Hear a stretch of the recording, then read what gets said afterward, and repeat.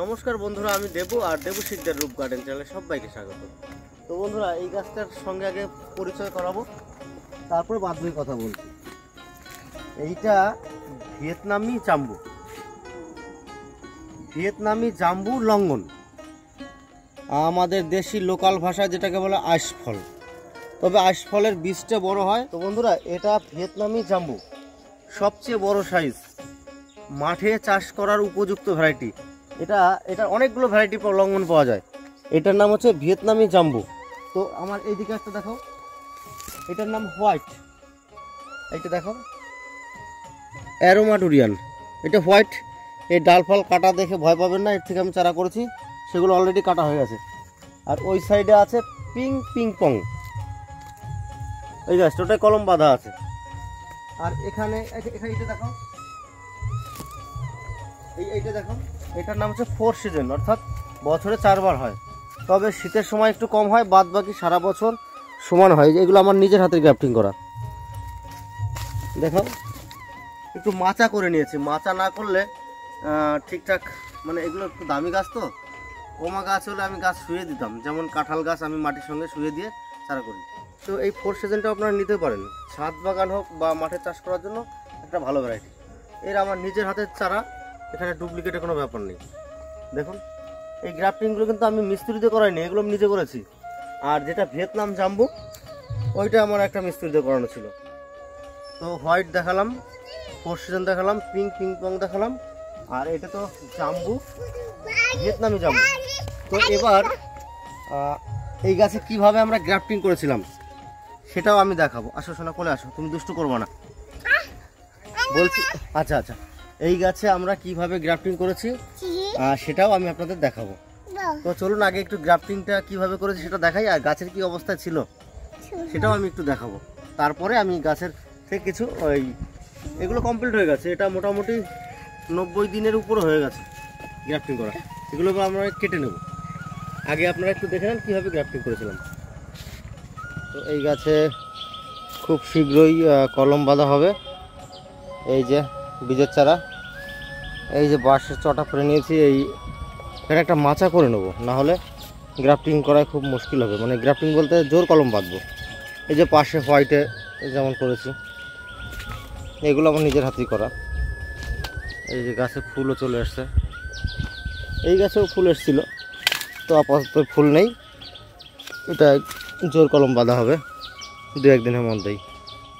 তো আমার যে গ্রাফটিং করে সে চলে এসছে, প্রস্তুতি নিচ্ছে, ছাতা বাঁধছে, কারণ তখন প্রচণ্ড রোদ ছিল।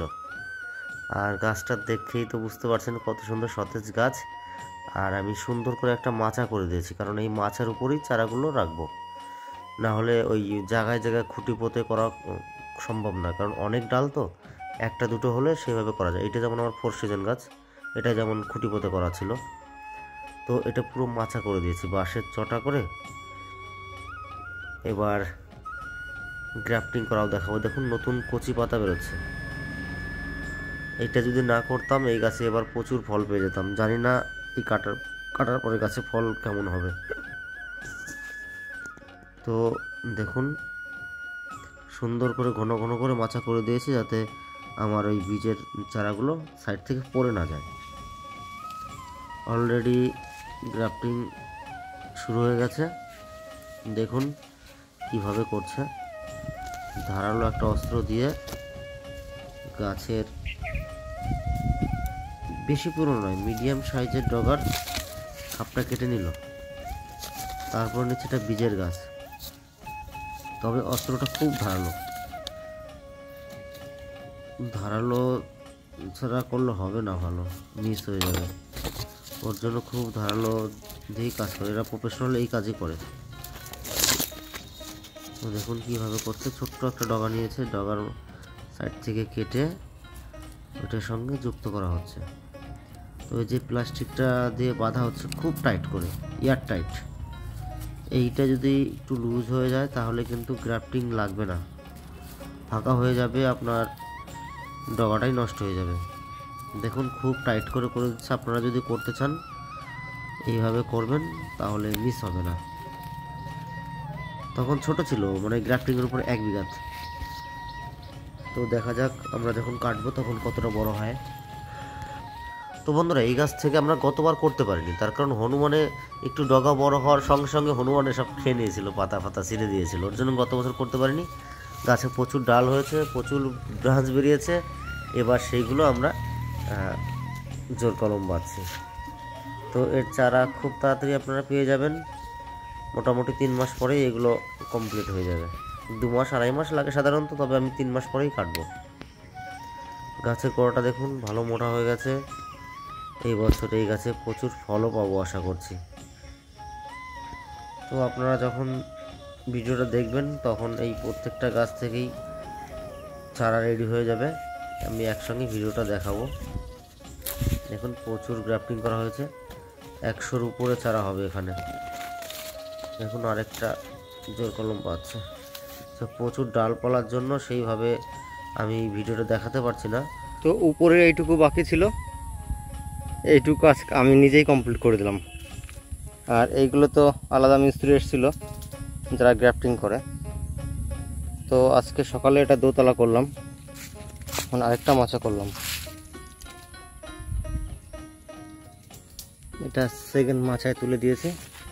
দুটো ডাল ছিল, বেশ ঝোপালো। ওখান থেকে মোটামুটি ওই 25-30টা মতো হয়েছে টোটালে। তো এগুলো কমপ্লিট হোক গ্রাফটিং, তারপরে একসঙ্গে আপনাদের ভিডিওটা করে দেখাবো। তো আমার বন্ধুরা, আমার নার্সারির বয়স এই 2.5 বছর মতো। আমি 2 বছর আগে এই গাছটা মাটিতে বসিয়েছিলাম। গত বছর এই গাছে আমার ফল এসেছিল, কিন্তু দুর্ভাগ্যবশত সেই ফলগুলো আমি আপনার দেখাতে পারিনি। কিছু অতিরিক্ত বৃষ্টির জন্য সে ঝরে যায়, আর কয়েকটা ছিল হনুমানে খেয়ে নিয়েছে। তো দেখুন আমি 2টো স্তরে করেছি মাচা, এই একটা, কারণ গাছটা অনেক বড়, তো এগুলো বাঁশের চটা দিয়ে কেটে মাচা করে নিয়েছি। এর উপরে চারাগুলো রাখা আছে সব। এগুলো নিচে যেটা আছে সেটা হচ্ছে দেশি গাছ, আর উপরেরটা ভিয়েতনামি জাম্বো। মা দুষ্টু করে না। তো বন্ধুরা, এবার আমি কিছু চারা কেটে নিই। এই দেখো, এবার হয়ে গেল নতুন একটা গাছ। ও মা দুষ্টু করে না, আমি কেটে দিচ্ছি, দাঁড়াও। না, এই নাও এখানে রাখো। আমার মেয়েও ব্যস্ত হয়ে গেছে গাছ রাখার জন্য। নাও। কটা চারা গোনো তো, 1 2 করে। 1 2 3 গোনো। হ্যাঁ, তারপরে 5 6 7 8 9 10। হ্যাঁ, এইটা নোংরা আছে, এটা আমি রাখি। তো বন্ধুরা, এই যে 2-1টা গাছ মরে গেছে, জানি না কেন। এইটাকে দেবো? আচ্ছা। তো আপনারা অনেকে ভাবতে পারেন নিচে ক্যারি প্যাকেট কেন। এটা আমি ক্যারি প্যাকেট দিয়ে একটা গার্ডার দিয়ে আটকে রেখেছিলাম, তাহলে আমার প্রত্যেকদিন জল দিতে হবে না। এর ভিতরে প্রত্যেকদিন জল দেওয়ার প্রয়োজন নেই, ওর জন্যই প্যাকেটটা দিয়েছিলাম। পড়ে যাবে মা। দেখো আমি উপর থেকেও কিছু কেটে নিচ্ছি। এই উপরেগুলো আমার নিজের গ্রাফটিং করা ছিল এইগুলো। তো দর্শকদের বলবো, কেউ যদি চাষি ভাই থাকেন, যদি মনে করেন আমি আম কাঁঠাল লিচুর মতন এই লঙ্ঘনের চাষ করতে চাই, তার জন্য উপযুক্ত ভ্যারাইটি এটা ভিয়েতনামি জাম্বো। এর পাতাগুলো একটু কাছ থেকে দেখিয়ে দাও, তাহলে দর্শকরা ঠকবে না।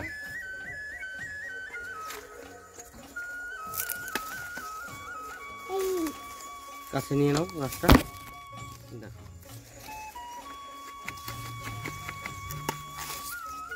এটা নাও, এটা রাখো, গুছিয়ে রাখো। এদিকে মেয়ে ব্যস্ত হয়ে গেছে, রাখো।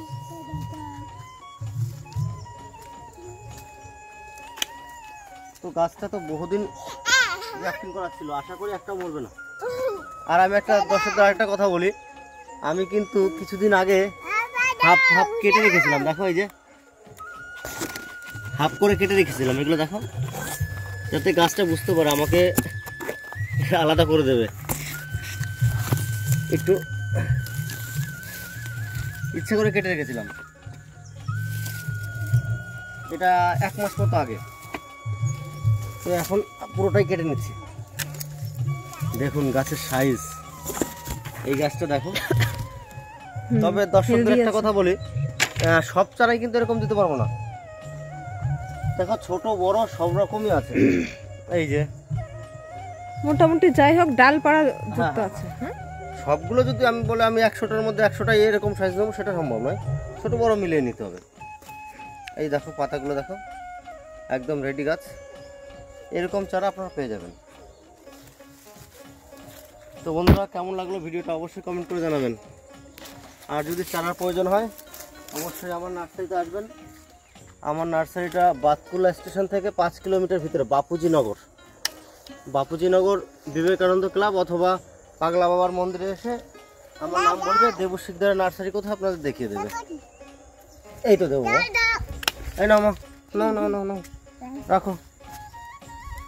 অনেক চারা হয়ে গেছে,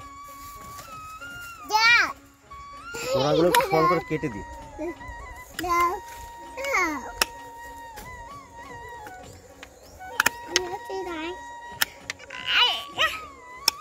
এগুলোর থেকে আবার নতুন ডগা বেরোবে, ওর থেকে আবার আমি আপনাদের দেখাতে পারবো দেবে দেবে দেবে। এবার কেমন ফল হয়।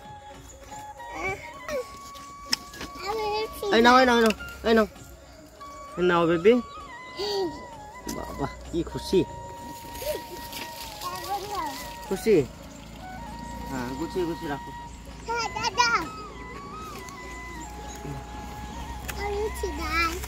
এই নাও, জল। এটা জল আছে, আস্তে করে রাখবে। হ্যাঁ, তো বন্ধুরা, আমার সমস্ত গাছের ডগাগুলো কেটে নিয়েছি, যেগুলো গ্রাফটিং জোর কলম বাঁধা ছিল।